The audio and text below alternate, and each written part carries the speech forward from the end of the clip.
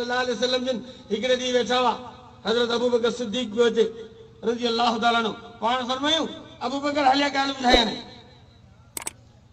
अल्लाह ताला मूंसां वाइदो कयो आहे त तुंहिंजी उम्मत मां 4 लख माण्हू बिना हिसाब किताब जे जन्नत में रवाना कंदुसि। हज़रत अबू बकर सिद्दीक फरमायो साईं अञा कुझु वधायो इन में कुझु इज़ाफ़ो करियो। हाँ अञा वधायूं? हा जी हा वधायूं।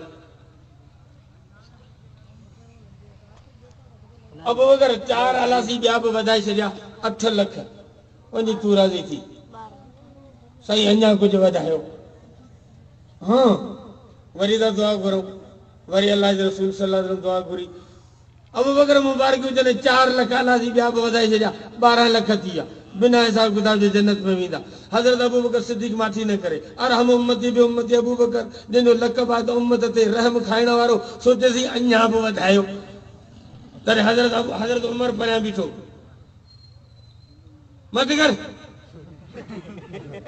अञा वधायो बस करण उमर भला तुंहिंजो कहिड़ो नुक़सान आहे? हज़रत अबू बकर तो चए तुंहिंजो कहिड़ो नुक़सान आहे? रहमत जो दरिया जोश में छॾ त उम्मत जो भलो थिए।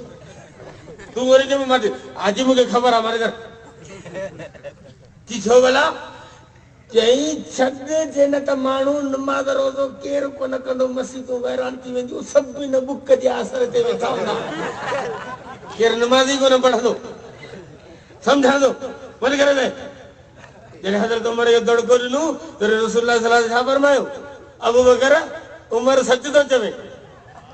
हाँ उमर सच थो चवे इन अल्लाह यजरल हक़ अला लिसान उमर अल्लाह जे रसूल फरमायो हक़ ऐं सच उमर जे ज़बान ते रब जारी करे छॾियो आहे। जे लाइ असांजे चैनल खे सब्सक्राइब कयो ऐं घंटी वारे बटण खे ज़रूरु दॿायो त अचण वारी वीडियो जी नोटिफिकेशन सभिनी खां पहिरीं तव्हां ताईं पहुचे।